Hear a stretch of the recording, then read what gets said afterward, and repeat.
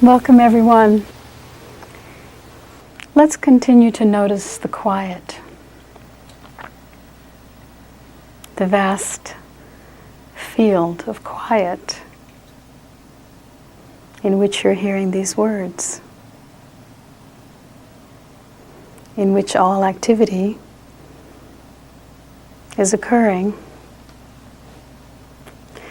in which, in fact, planets are coming and going.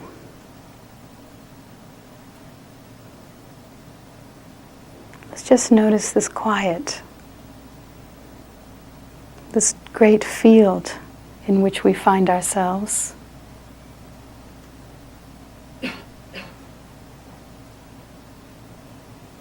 Now, so often our habit is to follow our thoughts. And depending on what kind of programming you have, your thoughts may be very pleasant or very unpleasant.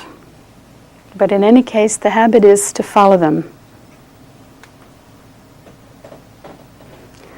Sometimes we hope to be entertained by our thoughts,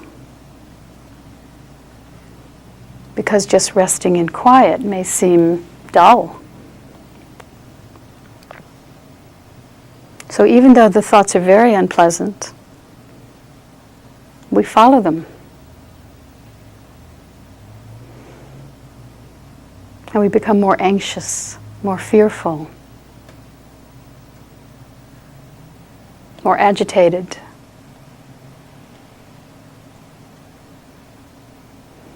Another reason we follow the thoughts is that they give us a sense of me. It's miserable, but at least it's me.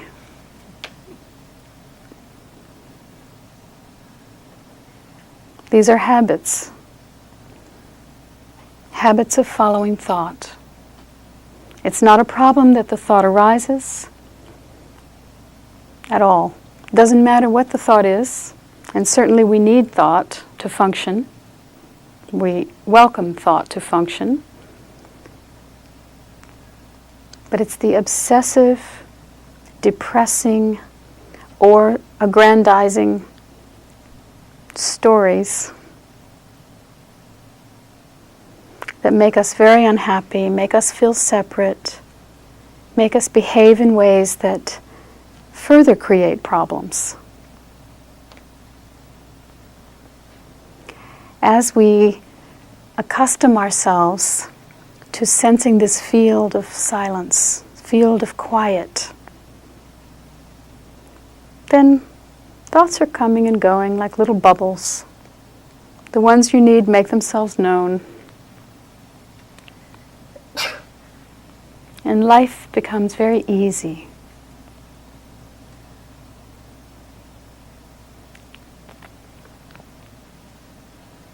It's not that bad things don't happen. Being in form means we're subject to a tremendous amount of loss. That's just how it is here. But there's an ease through which this all happens. Even our grief.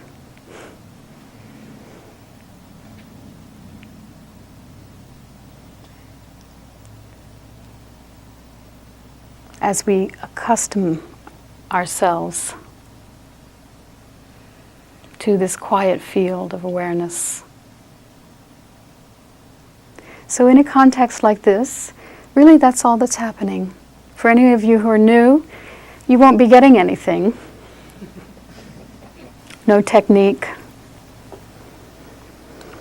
no teaching.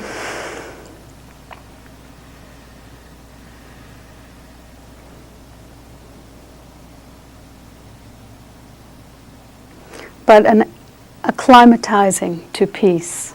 That's what this is. Acclimatizing to the quiet, the simplicity of that, and developing a taste for it.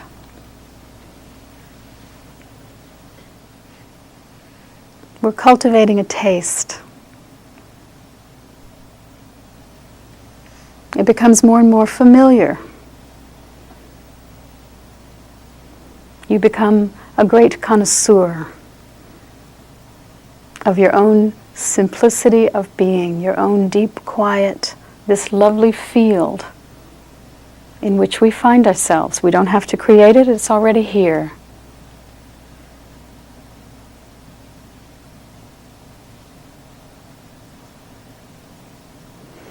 So just really relax here this evening, really enjoy this field. Get used to it, as we always say. Let this be your way of life.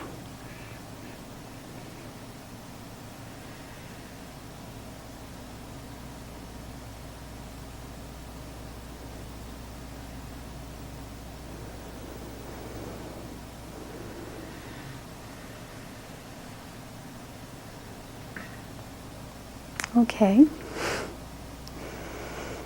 So, if any of you have anything you'd like to discuss on such matters or any questions, please feel free.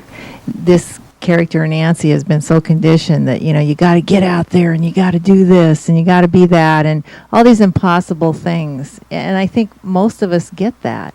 Yeah. And this is such a reprieve from that constant cultural barrage. Right. Of fitting into some kind of persona or something. Yes, and it's not to say that we don't move from love to help out. We do. In fact, as we tune into this quiet, what emanates from us is love. And as I always say, love's whole function is to give itself away. That's all it does. So it does it in any context it can. Any context that's available. Love just loves to give itself away. And so that might show up as being an activist in some form or other, which is beautiful if it's coming from love. Fantastic, most effective, most everything, most helpful. Or it might show up as being a loving parent, a loving spouse, a loving friend, sister, whatever. It might be very simple. It might be just that you're the light in your place of work.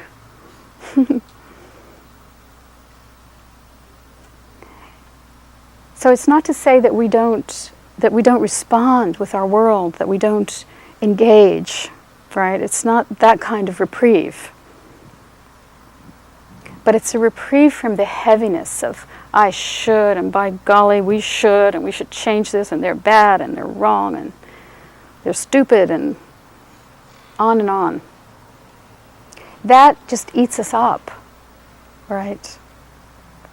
And it enforces our sense of me. I'm the one who's right. I know better.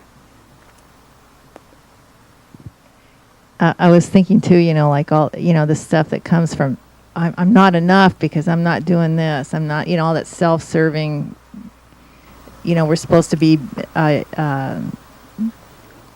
the kind of pressures that we get culturally about to be bigger, better, more wonderful, more evil. Yes, we live in a very competitive, that part, ambitious culture. That one, yeah. That is addicted to noise and to speed and to proving ourselves. Yes. And we are hammered with messages from the culture that this is how we're supposed to be.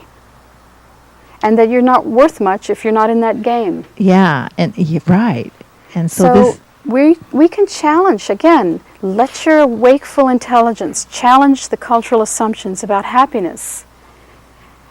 Because we can see where all of that leads. We can see exactly where it leads. The icons of the culture who've so-called made it, right?